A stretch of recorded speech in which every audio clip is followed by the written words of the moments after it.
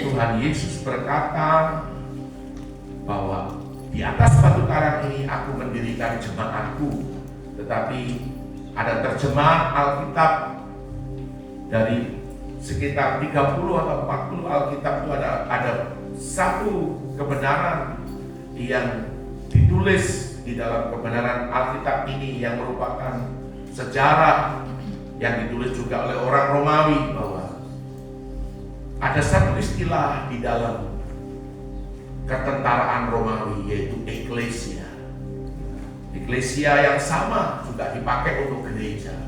Eklesia yang sama juga dipakai untuk dewan kota. Oleh sebab itu Tuhan, kami akan memberikan ini sebagai bahan untuk kami bisa paham dan kami bisa mengerti bahwa Tuhan Yesus sendiri juga berkata bahwa seorang prajurit itu tidak memusingkan dirinya, penghidupannya, tetapi akan selalu siap setia kepada komandannya. Tuhan Yesus sebagai komandan dan kami sebagai prajurit-prajuritnya, sebagai tentaranya. Dalam nama Tuhan kami Yesus, kami mengucap syukur dan Engkau memberkati setiap kami Tuhan. Haleluya. Amin.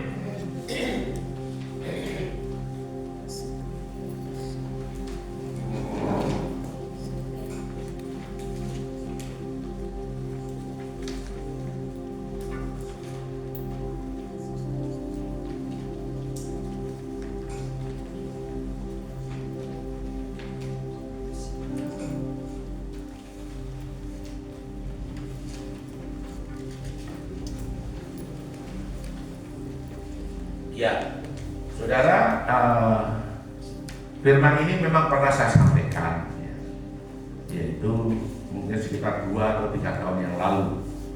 Tetapi kita akan lihat dulu di dalam Matius pasal 16 ayat 18 dan 19. Ya, tolong kalau ada yang bisa membantu membaca, mungkin Pak Rubino tolong. Matius 16 ayat 18 19, lalu Kejadian pasal 3 ayat 15. Ini yang menjadi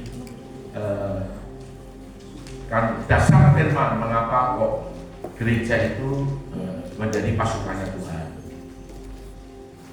Matius 16 ayat 18 dan 19.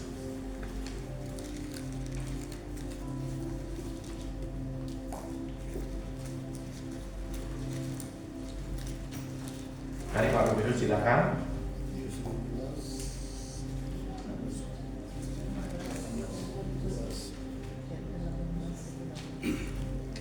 Matius 16 ayat 18 dan 19.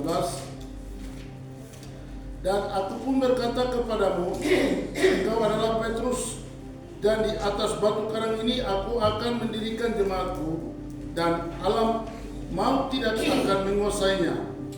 Kepadamu akan kuberikan kunci kerajaan surga. Apa yang kau ikat di dunia ini akan terikat di surga, dan apa yang kau lepaskan di dunia ini akan terlepas di surga. Amin. Puji Tuhan. Tuhan Yesus memberkati kita sekalian. Sekarang Kejadian pasal 3 ayat yang ke-15.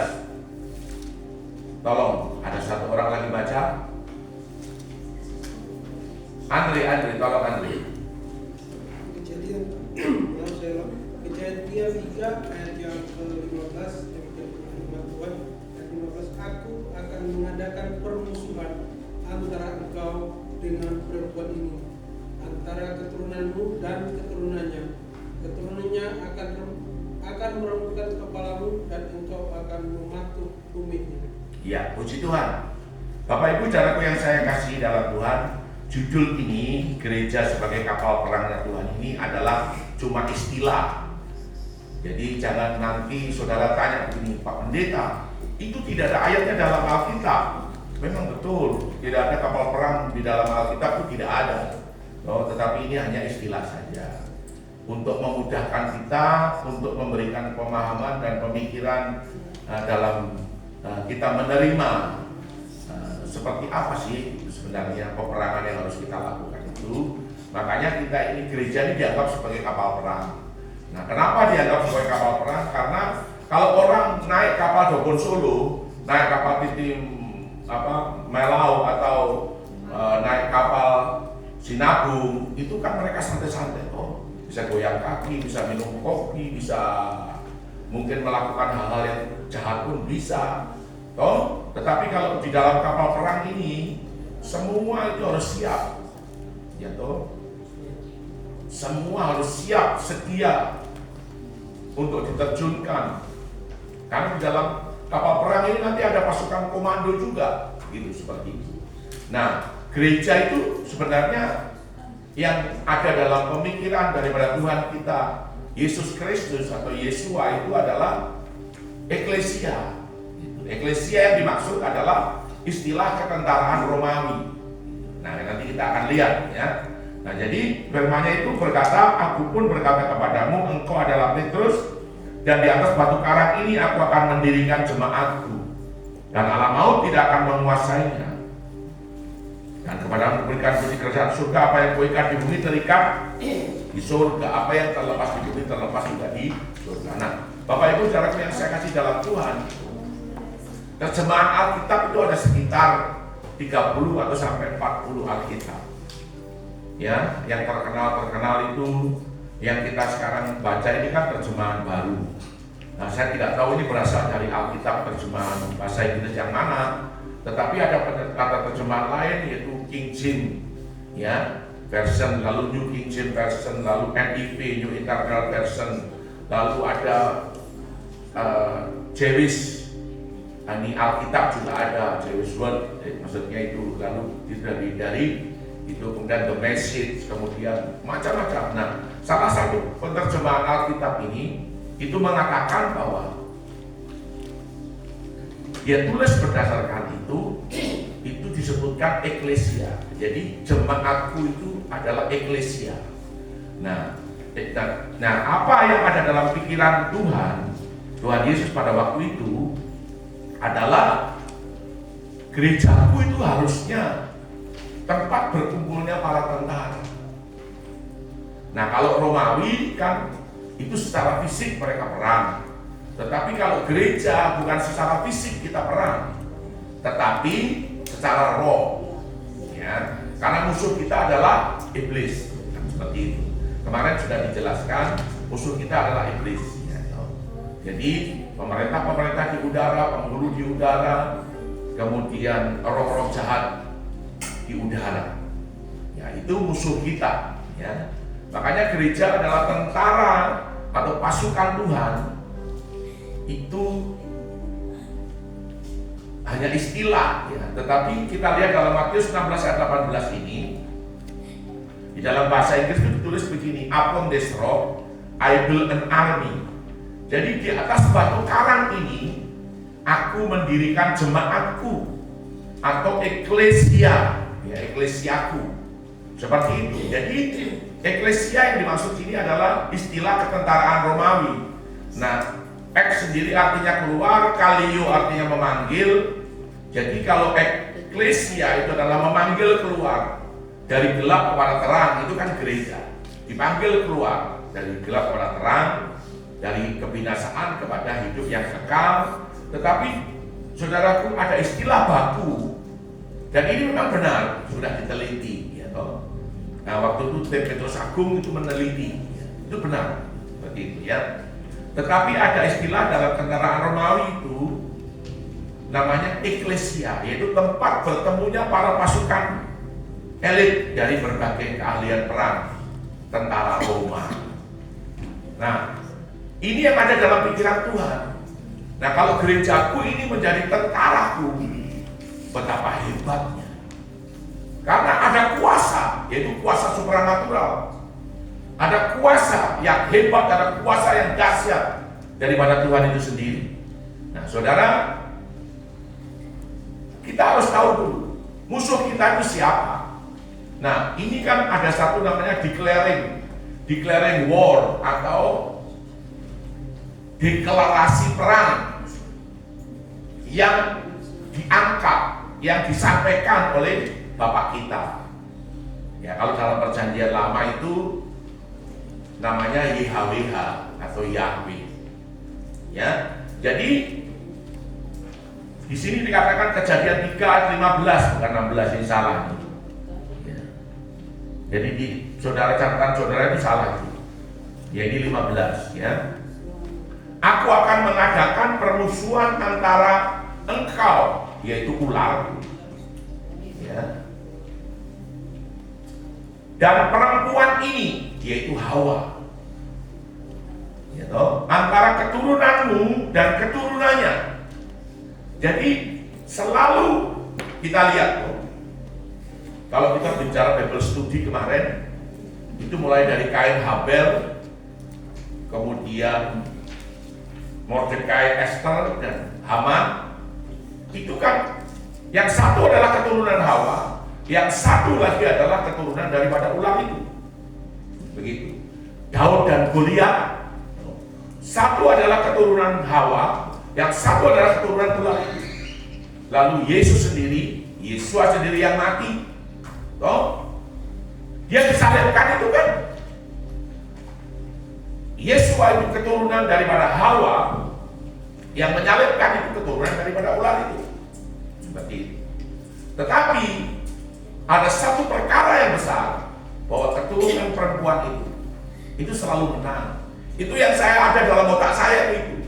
Jadi saudara dan saya ini berperang itu menang. Artinya begini, apalagi Tuhan Yesus sudah mati di atas kayu salib,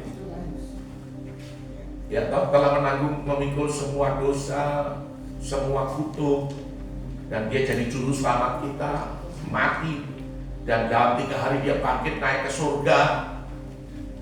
Dia waktu masuk ke dalam alam maut itu kan mengalahkan maut, betul ya?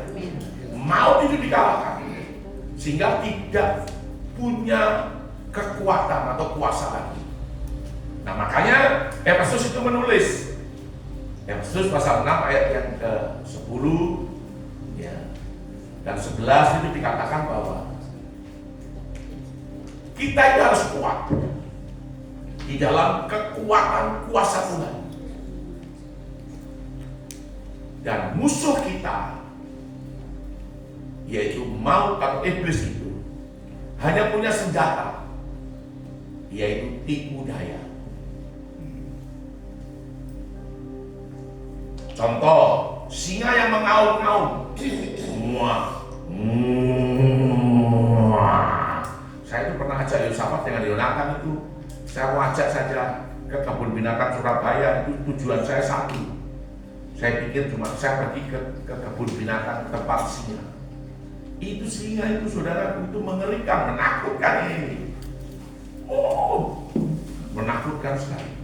Tetapi dalam Alkitab itu ditulis, iblis itu seperti singa yang mengaum-ngaum, yang siap menelan, bukan memakan, bukan menggigit. Artinya singa itu sudah ompong. Betul atau salah? Ini bahasa Alkitab ini kadang-kadang kalau kita pikir ini, iyo betul juga ini. Singa yang sudah ompong. Jadi iblis itu sudah dikalahkan. Tetapi namanya singa tetap binatang raja hutan dan menakutkan. Coba kalau kamu di hutan ketemu singa, mama bisa keting-keting itu, begitu. Karena binatang itu menakutkan sekali. Ini kan contoh saja. Nah, keturunan perempuan ini selalu menang. Jadi saudara dan saya ini kalau peperangan pasti selalu menang. Amin. Cuma ada masalahnya. Pendeta, masalahnya apa kira-kira? Kau tak tahu masalahnya itu. Kenapa orang tidak mau jadi pendoa peperangan? Mereka bilang, sudah, itu bukan kita punya urusan itu. Aduh, itu nanti kalau kita perang begini, iblis serang kita balik sampai loyo tak bisa apa-apa lagi. Oh, jangan sudah ada, biar itu bagiannya Ibu Patrick saja itu sana, bagiannya Bu Sen itu sana, itu bagiannya Pak Rubino itu sana. Atau tak usah. Kenapa? Karena mereka tidak tahu rahasianya. Kalau tahu rahasianya, tidak akan ada serangan balik, tidak akan ada. Begitu. Makanya kita diajar supaya kita mengerti. Lalu kita punya keberanian itu sungguh, maksudnya kita punya keberanian itu benar-benar kita berani. Tahu seperti itu. Kenapa saya itu Pak Andreas ada ini? Dulu waktu kita di kampung di Busdori sampai ke Ordori, saya cerita sedikit saja 1 menit saja. Itu kalau kita ibadah dulu itu belum ada jembatan, itu pakai rakit ya. Pak, pakai rakit ya, tong ditarik ke sebelah begini. Lalu motor kita orang semua naik gitu, lalu nanti tarik lagi ke sebelah, kita naik motor lagi. Begitu, bayar, tau kan gitu. Tidak masalah, yang penting bisa menyeberang. Dulu belum ada jembatan, sekarang so hebat. Nah saudara, satu hari ada satu pohon yang antara Busdori dengan Ordori. Di tengah-tengah itu ada pohon. Orang yang bangun jembatan itu selalu diganggu. Nah saya sendiri juga lewat di situ, dan saya pikir kok 1:30 begini kok ada orang. Kalau orang itu saya takut saudara, tapi begini kena sorot lampu, dia larinya tambah kencang, lalu saya kejar, saya jadi penasaran. Tiba-tiba orang ini masuk di dalam pohon, hilang.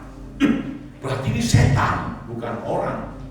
Lalu saya putar motor itu, dan saya sorotkan ke pohon itu. Saya turun dari motornya masih nyala di situ, saya turun dan saya berdoa, setan, saya ikat kamu dengan belenggu rantai besi. Dalam nama Tuhan Yesus, terikat bersama dengan pohon ini. Lalu saya dorong pohon itu, roboh. Engkau tidak akan ada lagi. Saudara, itu benar-benar terjadi, pohon itu roboh. Seperti itu. Nah, kalau mengenai pohon roboh itu pohon beringin yang ada di Waring, pohon beringin yang ada di pasar ikan, itu betul-betul roboh. Orang ketawain saya, tapi itu nyatanya seperti itu. Nah, saudara, ini yang terjadi. Itu adalah kekuatan supranatural. Kuasa yang ada dalam diri kita itu aktif, artinya seperti itu. Nah, saudara, berkait dengan Hawa ini tadi, Hawa, engkau akan injak ular dan engkau akan menghancurkan kepala ular. Tetapi masalahnya adalah ular ini juga menghancurkan tumitmu. Artinya ada serangan balik daripada si ular ini tadi dengan keturunannya. Mereka terima kamu injak, mereka terima kamu perangi, tidak terima. Seperti itu. Nah, ini persoalannya. Nah, saudara, makanya kita itu punya perjamuan kudus atau cawan perjanjian baru. Jangan ada peperangan rohani tanpa perjamuan kudus, jangan ada. Kalau kau habis peperangan rohani, ambil perjamuan kudus, ambil cawan perjanjian baru untuk membentengi. Itu tidak akan bisa tembus. Lalu yang berikut, setelah peperangan, itu kita harus berdoa khusus untuk menghapus jejak supaya iblis tidak bisa mengikuti kita. Begitu. Kemarin saya sudah ceritakan, kita pernah lakukan peperangan di Yahukimo, bukan di Yahukimo, di Memberamo, ya, di Kasonaweja. Saya pernah terbang ke Kasonaweja, ongkosnya tiket itu 2.870.000 satu kali terbang. Lebih mahal daripada pergi ke Memberamo daripada ke Jakarta. Saudara, itu kita pulang dikejar sampai di Jayapura. Akhirnya kita tidak bisa tidur. Kalau kita tidur bahaya. Satu malam itu kita tidak bisa tidur. Karena naga itu putar di depan kita, di atas kita punya rumah. Naga mungkin panjang 30 meter ke atas. Panjang sekali, besar sekali, sampai kitong ini sampai mau ditelan sama dia juga. Dia putar naga itu. Seperti itu. Akhirnya saya cuma bilang, waktu itu saya dengan Pak Pendeta Sony, Pak Pendeta, Bapak bisa tidur? Dia bilang, Pak Sony, saya tidak bisa tidur ini. Pak, ini ada kekuatan dari Memberamo yang mau berusaha nyerang balik kita. Iya betul, gitu. Terus dia bilang, Pak Suwanda menyembah saja. Karena kita perangi lagi sudah bisa, gitu. Seperti itu. Sudah kita menyembah, tiba-tiba sampai matahari terbit, dan saya coba kontak dengan teman yang ada di Jakarta, Adnan yang sudah meninggal. Dia adalah pendoa Syama Profetik Indonesia. Dia bilang, Begitu ya Pak. Pasti ada yang salah itu Pak. Gitu.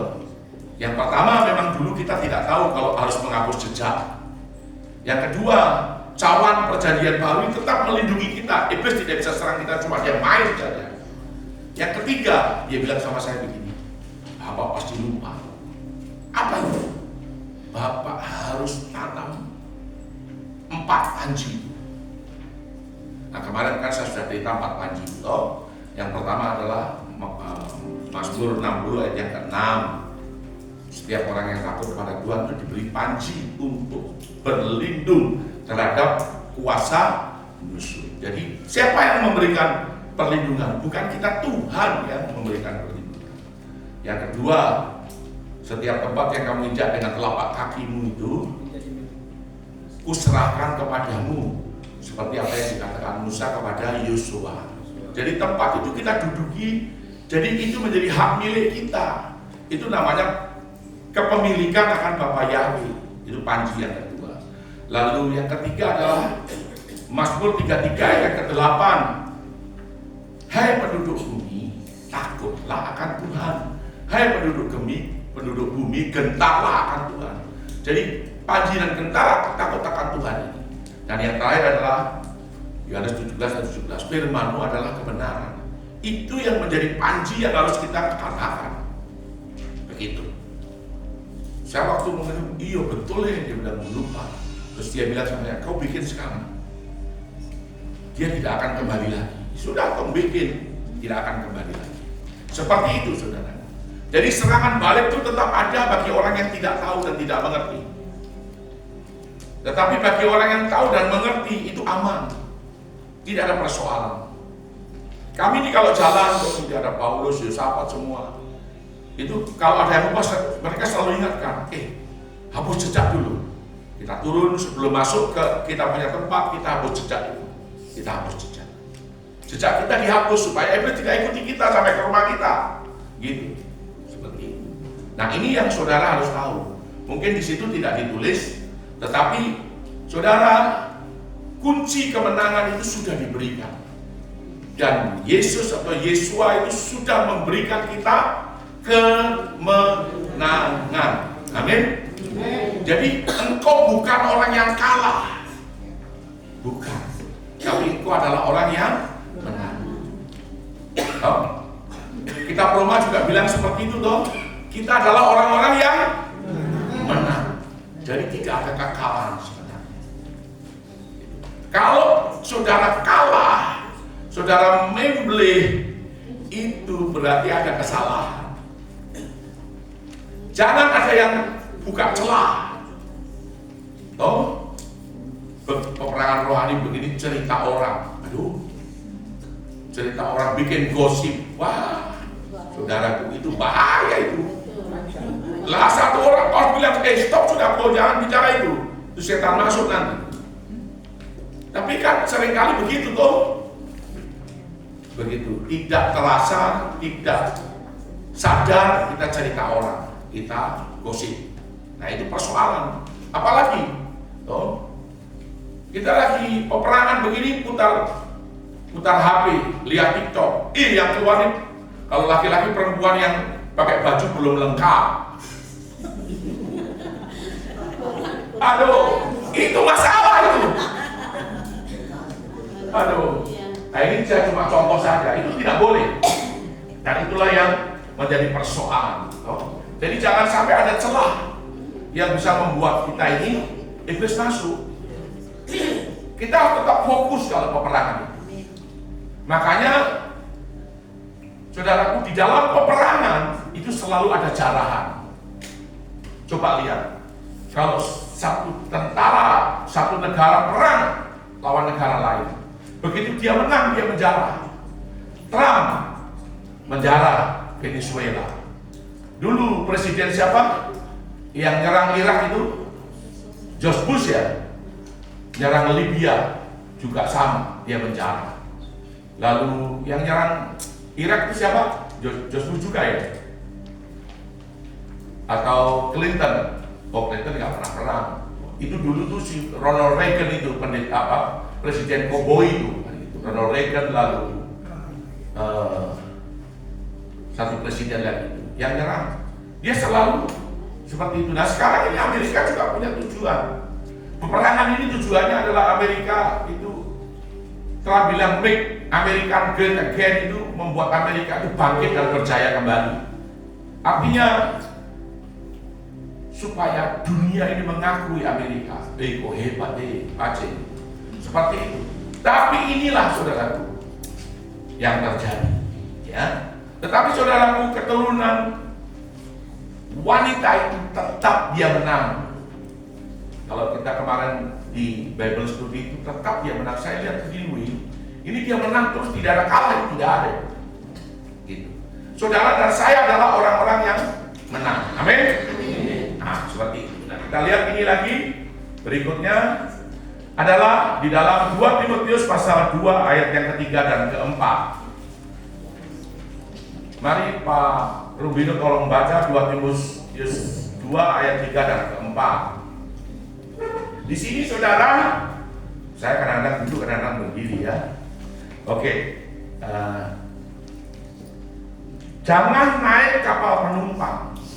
Ibaratnya gereja ini kalau kapal penumpang, itu di dalam gereja orang nina bobo, ya, nina bobo. Tetapi carilah gereja yang adalah kapal perang, karena engkau mau tidak mau, engkau akan naik dan bukan turun. Tapi kalau engkau naik di kapal penumpang, itu bahaya sekali. Bahkan suruh berdoa untuk orang sakit saja dia takut. Menginjil sama orang saja dia takut. Bersaksi saya tidak bisa. Bersaksi tidak bisa, berdoa pun tidak bisa. Nah ini bagaimana? Suruh berdoa begini, jangan saya kok sudah, kok yang berdoa sudah. Baru temannya, jangan saya kok. Itu suruh Pak. Itu suruh Pak Yonas sudah suruh berdoa. Begitu kan? Nah ini orang semua tertawa semua ini. Memang kenyataan seperti itu loh. Begitu. Coba Pak Rubino tolong baca ini. 2 Timotius 2 pasal 3 dan 4. Ikutlah menderita sebagai seorang prajurit yang baik dari Kristus Yesus.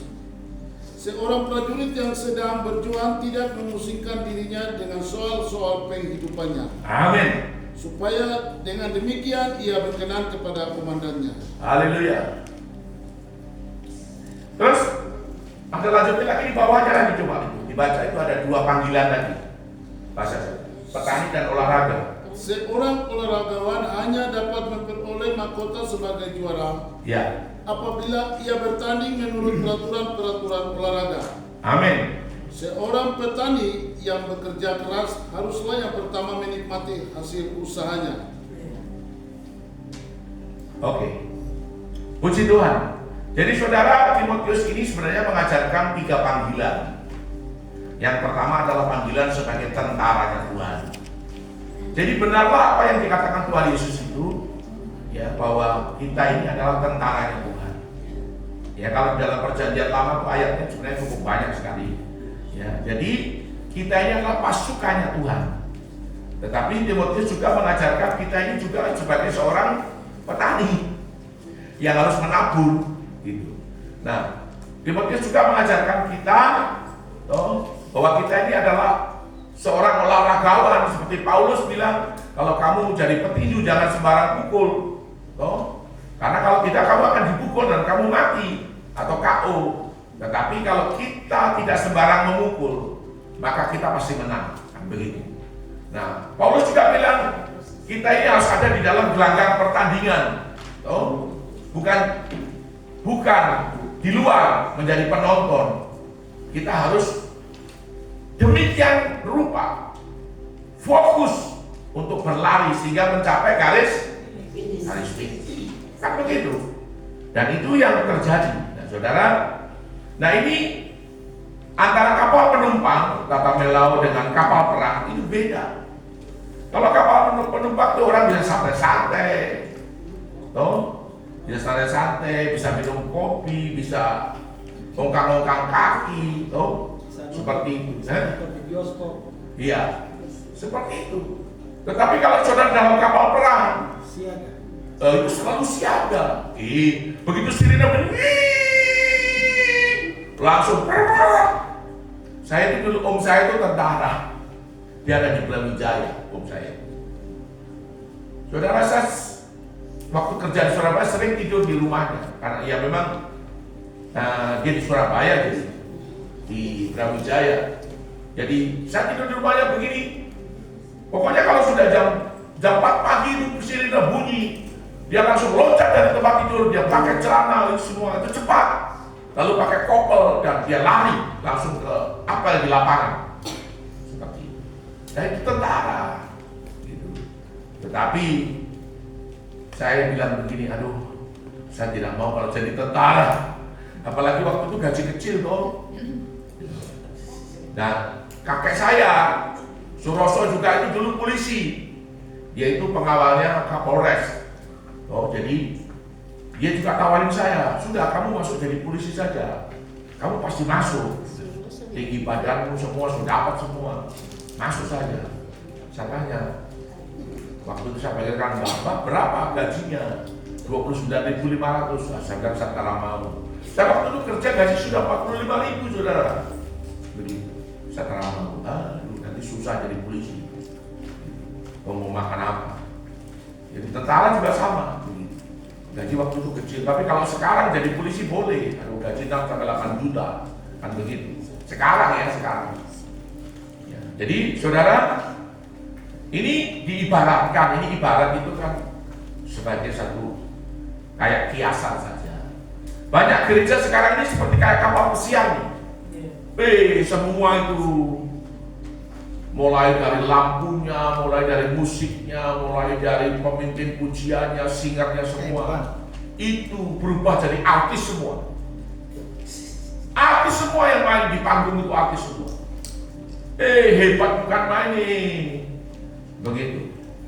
Bahkan kadang-kadang ada yang artinya you can see, penyanyi juga itu kalau haleluya puji Tuhan begini, kakeknya kelihatan.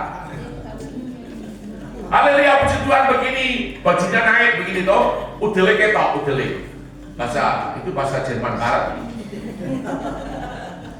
Ini yang jadi persoalan. Nah, ini kalau orang-orang yang ini kan senang yang begitu. Gitu, sambil refreshing, sambil ini. Toh. Jadi firman Tuhan sudah dicampur dengan entertainment. Ini sekarang gereja kan model begitu toh. Gereja macam kayak model kapal pesiar. Kapal pesiarnya ada kolam renang, ada diskotik, ada itu apa, restoran, ada ini semua, permainan-permainan ada, sampai hal yang tidak berdosa sampai dosa pun ada dalam kapal pesiar. Jadi kalau ada orang berdosa begini, asal apa-apa. Lama-lama minta maaf ini. Saya tidak mau sebutkan namanya. Pendetanya juga berzina lama-lama. Ini betul. Kenapa?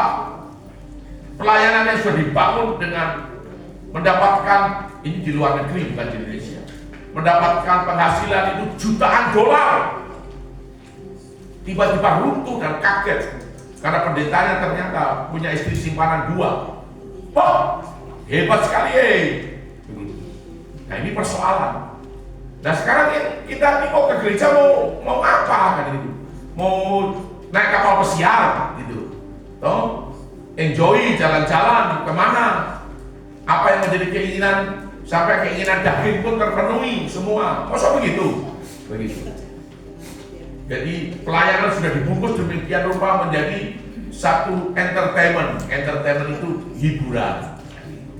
Seperti itu. Nah, sekarang ada lagi gereja yang memang kita harus peperangan. Kita harus menangkan jiwa. Kita harus bawa jiwa untuk Tuhan. Kita berapapun harganya, kita harus doa dan puasa. Kan begitu. Nah, ini kapal perang nih, saudaraku. Kapal perang, model gereja kapal perang. Gitu. Nah, saudara, sekarang saudara mau pilih yang mana? Dunia ini cuma sesaat saja. Orang Jawa bilang, kita di dunia ini cuma mampir ngombe, cuma mampir minum saja. Tempat kita yang sesungguhnya bukan di dunia. Kita ini orang asing di dunia ini. Nah, apalagi tadi sharing sama Bapak Tuhan berkata bahwa surganya di dunia ini, ya memang ada yang pengajaran demikian. Itu pengajaran dari gereja-gereja yang memang sebenarnya sesat itu, tetapi sekarang sudah diakui oleh pemerintah, ya toh? Seperti itu. Nah, saudara, ini yang terjadi, dan kita tidak boleh gabung dengan seperti itu, tidak boleh. Tidak ada kebenaran, tidak ada kekudusan, tidak ada pengajaran firman yang benar, tidak ada. Nah, saudara, nah kita ini ada di dalam kapal perangnya Tuhan, seperti itu. Nah, di dalam kapal perangnya ada pasukan komando. Tidak jarang juga di kapal perang itu ada pesawat, ada helikopter perang, ada pesawat tempur dan sebagainya. Tapi paling tidak itu ada helikopter. Kalau tadi yang ditunjukkan ini kan kapal induk ini.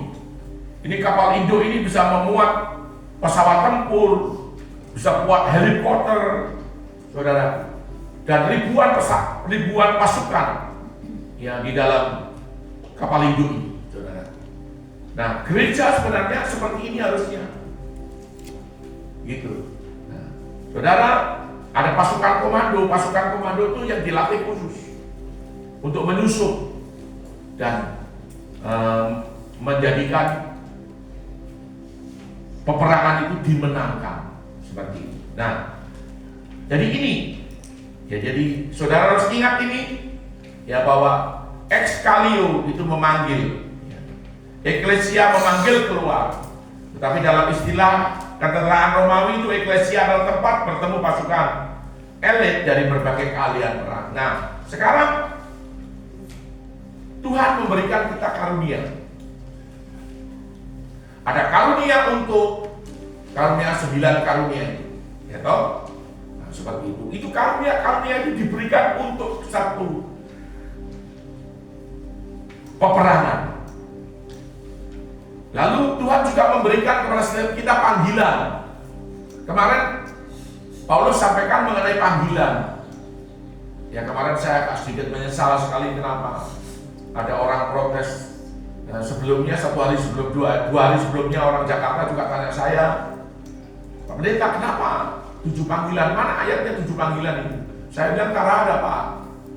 7 panggilan itu sebenarnya mengacu juga kepada 5 jawatan itu, yaitu rasul, nabi, guru, gembala, dan penginjil, begitu. Tetapi panggilan ini kan harus kita adopsi untuk supaya apa? Memudahkan kita.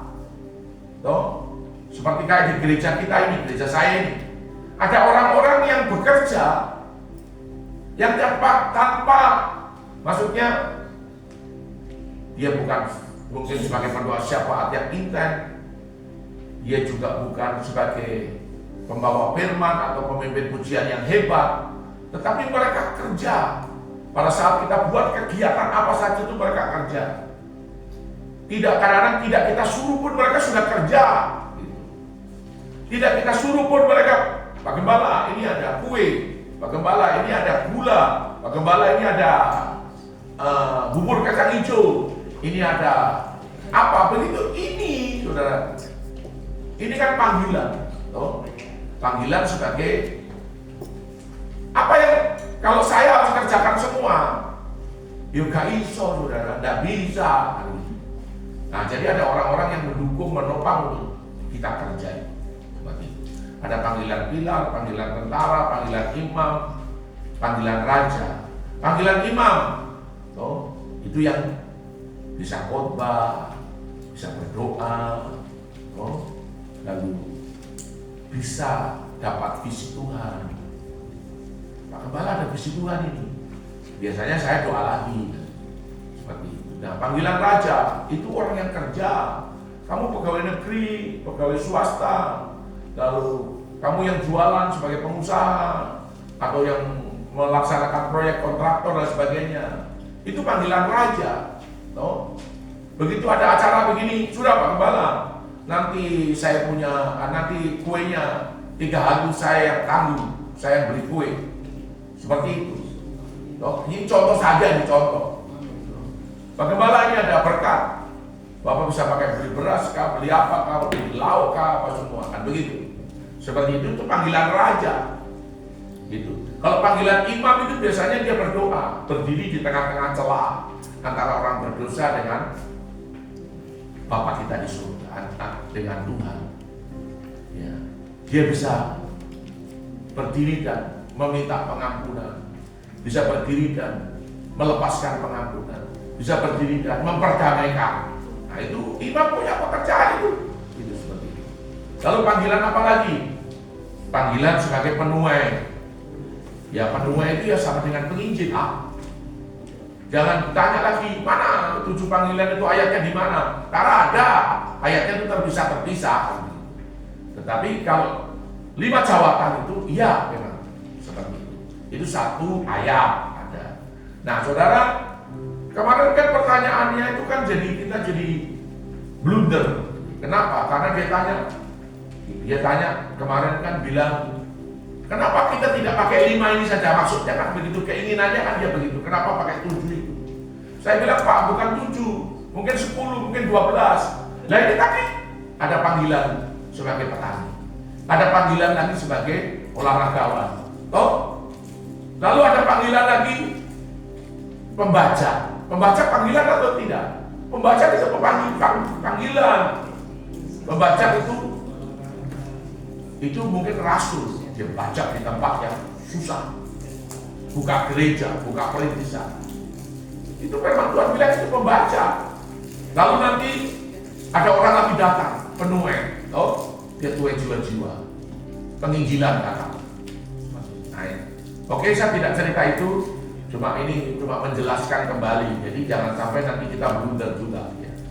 Oke, saudara, sekarang kita lihat Matius 16 ayat 18 dan 19. Di atas patung karang, ini versi terjemahan, eklesia itu gereja, dipanggil keluar dari gelap kepada terang yang ajaib, terang yang kekal. Kemudian eklesia ini yang ada dalam Alkitab. Itu tempat pertemuan dewan kota untuk menentukan sebuah arah kebijakan kota sesuai dengan firman Tuhan. Itu ada dalam Yeremia 23, 18 dan 22. Coba Bapak bisa dibaca Yeremia 23 ayat 18 dan 22. Jadi ini eklesia. Katanya semua ini eklesia. Yeremia 23, 18 dan 22. Oke, kalau baca.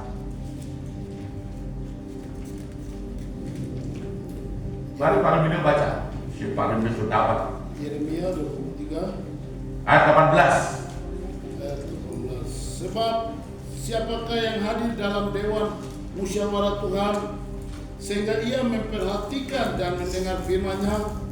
Siapakah yang memperhatikan firman-Nya dan mendengarnya? Ayat yang ke-22. Sekiranya mereka hadir dalam dewan musyawarahku, niscayalah mereka akan mengabarkan firman-Ku kepada umat-Ku, membawa mereka kembali dari tingkah langkahnya yang jahat dan dari perbuatan-perbuatannya yang jahat. Nah, saudara, ini loh tugasnya eklesia itu. Ini tempat berkumpulnya para pendoa. Sebenarnya mereka ini ada dalam dewan musyawarah. Para pendoa, para hamba Tuhan yang memang konsisten, intens untuk dia selalu berdoa. Kemarin saya ditunjuk oleh Rumah Doa Skala Bangsa. Pendeta, ini tidak ada yang isi, Pak. Jadi saya minta Bapak untuk isi. Memang ini beban, tetapi saya itu mau tolak tidak bisa. Tidak tahu kenapa. Padahal 3 hari, hari Selasa, hari Kamis, dan hari Sabtu. Jadi itu nanti saya akan bagi juga. Siapa yang mau berdoa silakan. Itu Rumah Doa Skala Bangsa itu dunia, saudara. Kelasnya itu dunia. Tapi ini juga 38 provinsi semua terlibat. Doa 24 jam di menara doa. Nah saudara, saya terima saja. Nah waktu saya berdoa selalu topiknya beda-beda. Tadi saya berdoa, Tuhan, saya mau berdoa apa ini? Tuhan lalu bilang, doa semua yang dicuri dari orang Papua itu, dari tanah Papua itu, kamu minta kembali. Saya langsung tahu ayatnya di mana. saya sampaikan di dalam rumah doa segala bangsa. Jadi lalu saya melakukan tindakan doa, ini tindakan profetik, ini tindakan nubuatan doa. Nah itu nanti ada pelajaran yang tersendiri. Kemudian saudara, ini tugasnya Dewan Musyawarah Kota. Jadi berkumpulnya para pendeta, begitu. Jadi saudara, pelayanan itu baik. Seperti kayak saudara bikin KKR, pelayanan apa itu baik. Tetapi jangan lupa kita berdoa. Karena kalau tanpa doa tidak akan ada hasil yang maksimal. Begitu. Nah, kemudian yang ketiga adalah eklesia.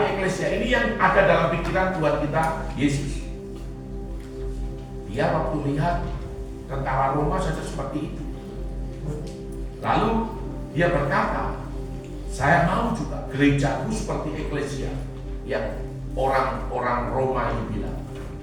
Ternyata itu istilah tentara Romawi di mana para pasukan itu berkumpul. Dan itu mereka bilang juga eklesia. Gitu. Seperti itu. Nah, jadi saudara dan saya ini bukan karena kebetulan. Kalau ada ayat yang mengatakan upon this rock I build an army, di atas batu karang ini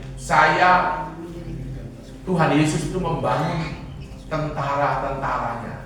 Gitu. Jadi menjadi pasukan khusus, ya, di atas batu karang ini Tuhan Yesus membangun tentaranya.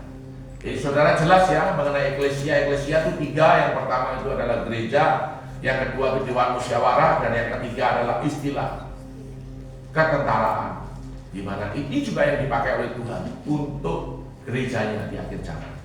Oke, nah permusuhan ini sudah ditetapkan. Ini namanya declaring war, deklarasi perang oleh Bapa Yahweh. Aku akan mengadakan permusuhan antara engkau dan ular dan perempuan ini atau Hawa, keturunanmu dan keturunannya akan meremukkan kepalamu dan engkau akan meremukkan tumitnya. Tadi sudah kita bahas. Nah saudara, kalau tumit ini diremukkan, maka orang itu akan diikat oleh setan.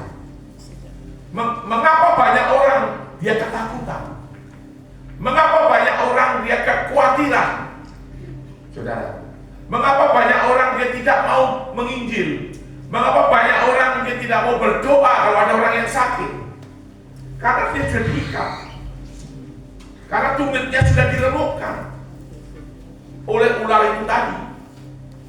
Dan inilah yang dilakukan oleh ular itu. Seperti itu. Banyak orang tidak berani. Apalagi suruh tampil di pasar ikan, suruh tampil di pasar impres, khotbah, tidak berani itu, tidak berani. Saya waktu tampil di pasar ikan itu, saya khotbah di pasar ikan. Yang takut bukan saya, yang takut adalah orang-orang yang ada di sekitar saya.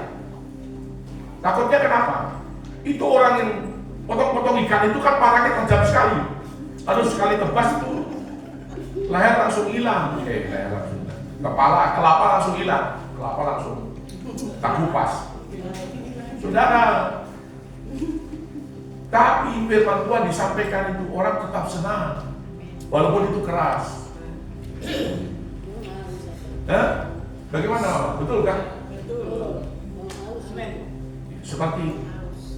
Jadi ada satu ibu, siapa itu? Waktu itu ibu, dia bilang begini, Pak, kami ini tetap jaga Bapak loh. Maksudnya, wah Pak, kalau Bapak khotbah keras begitu, nanti kalau orang bawa parang Bapak dipotong bagaimana? Saya bilang, aduh, dalam nama jangan.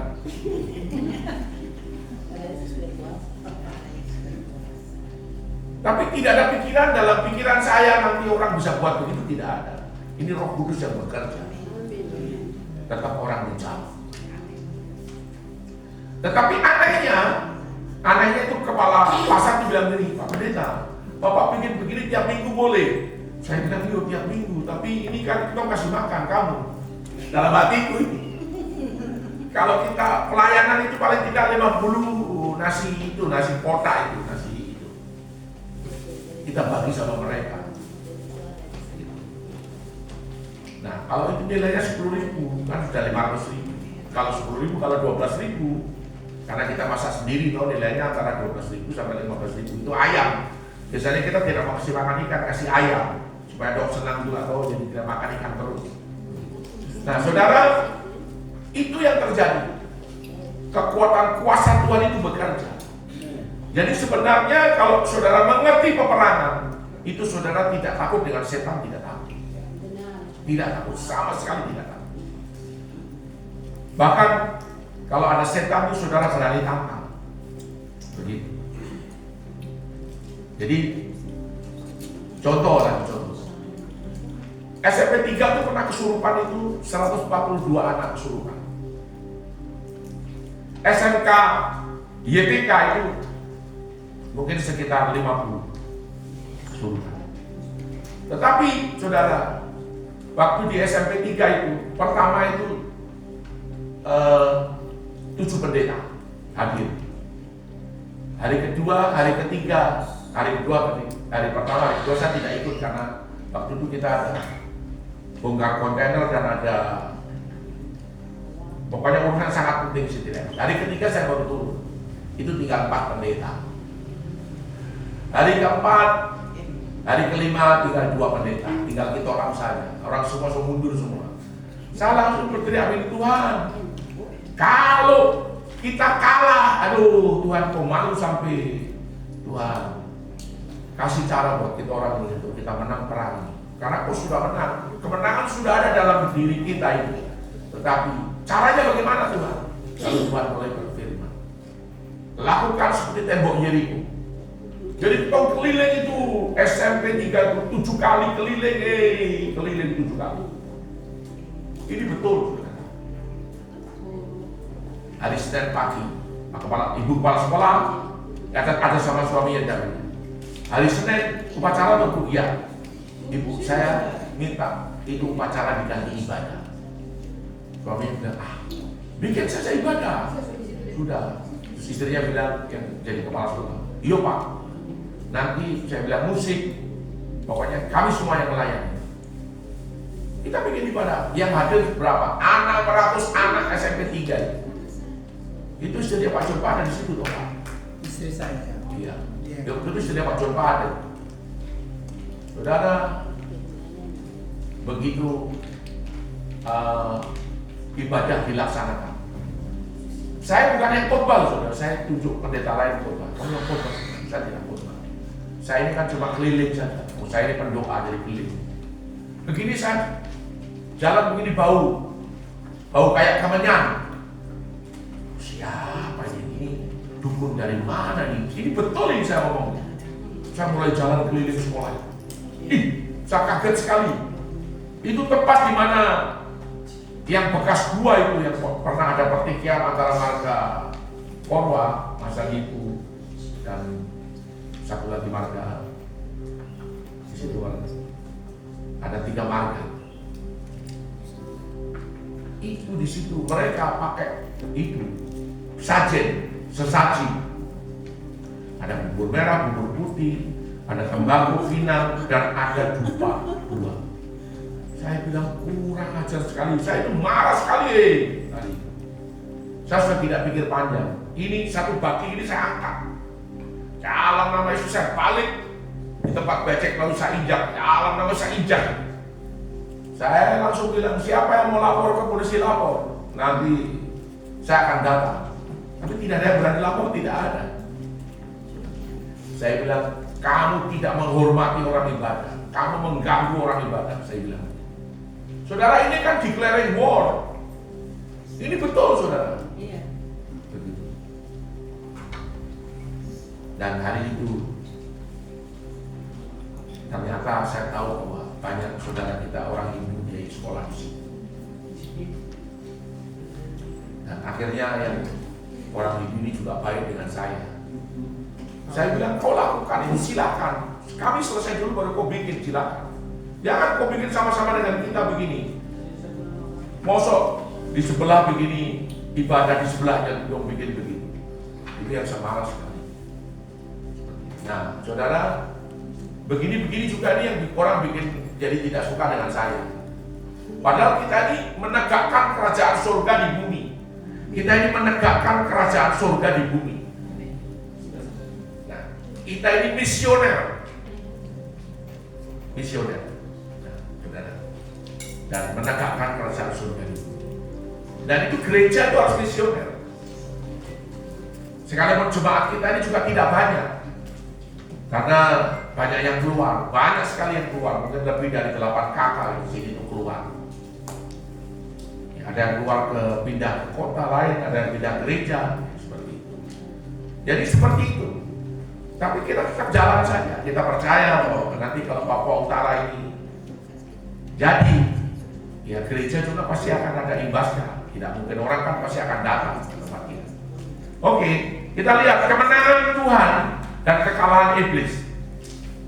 Tuhan Yesus atau Yesua telah mengalahkan maut melalui kuasa kebangkitannya, dan kuasa ini diberikan kepada kita.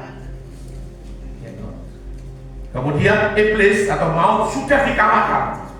Kunci maut dan kerajaan maut itu ada di tangan daripada Tuhan Yesua itu sendiri. Itu Wahyu pasal 1 ayat 17b sampai 18. Jadi kunci maut dan kerajaan maut itu ada di tangan Yesus. Matius pasal yang mengatakan Matius 28 ayat yang ke-18, segala kuasa atas surga dan bumi, 18-19, 28, atas surga dan bumi ada di tanganku, ada di tangan Yesus, ada di tangan Yesus. Artinya kemenangan itu ada di tangan Tuhan. Tuhan kok kalah? Tidak mungkin lah. Nah, saudara, kemudian kuasa itu diberikan kepada anak-anaknya. Yaitu Yohanes 1 ayat 12.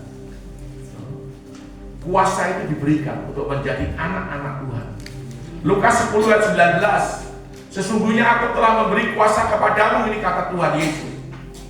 Dan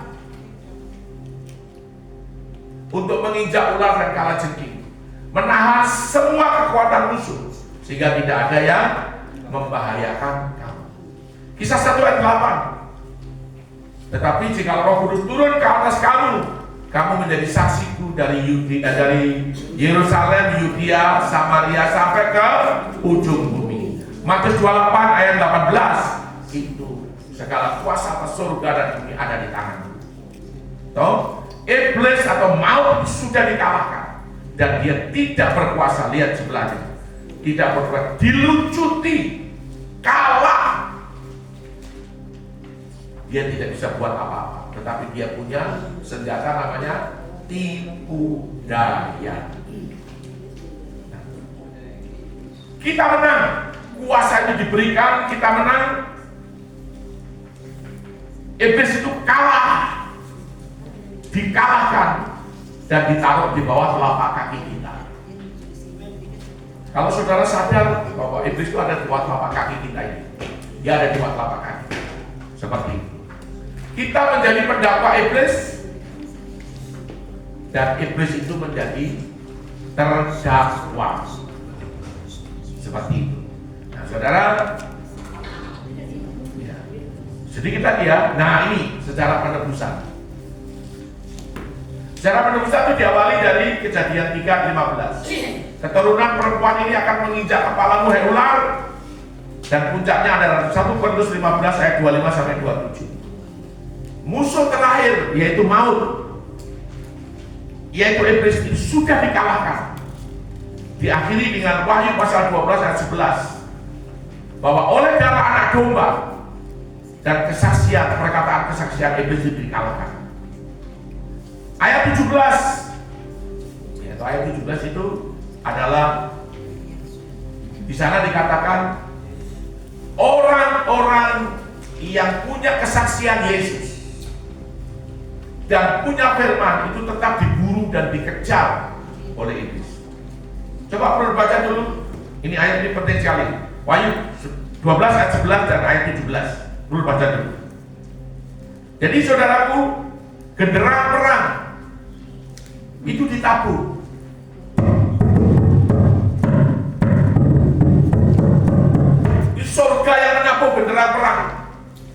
Bapak yang menabuh genderang perang. Kenapa dukun-dukun? Kalau saudara lihat itu manusia harimau kah, manusia apakah gitu, itu mereka menabuh gendang. Ramai sekali. Kemudian yang lain-lain itu pakai genderang semua. Itu setan tiru kita. Gitu. Itu sebenarnya adalah Bapa ini yang perintahkan genderang perang. Tetabuhan perang itu ditabuh. Dan iblis diinjak dengan kaki kita. Injak iblis dengan kuasa Tuhan. Ayo baca bro. Wahyu 12 ayat 11. Wahyu 12 ayat 11. Dan mereka mengalahkan dia oleh darah anak domba dan oleh perkataan kesaksian mereka, karena mereka tidak mengasihi nyawa mereka sampai ke dalam maut. Ayat 17. Ya. Maka marahlah naga itu kepada perempuan itu, lalu pergi memerangi keturunannya yang lain, yang menuruti hukum-hukum Allah dan memiliki kesaksian Yesus. Ya. Jadi yang memiliki hukum Tuhan itu ternyata tidak cukup. Yang memiliki kesaksian Yesus ternyata tidak cukup. Kalau tanpa darah anak domba, tanpa perjamuan kudus itu tidak cukup. Kalau engkau hanya punya hukum Tuhan, punya firman dan punya itu tadi, tetap dikejar oleh ular, dikejar oleh naga, diperangi. Ya. Oke, ini saudara lihat, ini musuh kita. Musuh kita bukan darah dan daging, tapi musuh kita adalah pemerintah, penguasa, penghulu dan roh jahat. Bagaimana setan itu menguasai? Coba lihat. Satu keluarga dikuasai oleh setan. Musuh kita ini bukan manusia, tetapi musuh kita adalah sekarang iblis dengan tipu daya. Ya, seperti itu. Kemudian Tuhan itu berperang, keluar sebagai pahlawan. Seperti orang perang, ia membangkitkan semangat bertempur, ia bertepuk sorak, memekik terhadap musuh-musuhnya, berteriak. Ya. Ia membuktikan kepahlawanannya. Nah, ini senjata peperangan rohani kemarin sudah dibahas. Ya, jadi baju sirah ketopong keselamatan, baju sirah keadilan, ikat pinggang kebenaran, kasut kerelaan memberitakan Injil, perisai iman, pedang roh, dan terakhir doa dalam roh.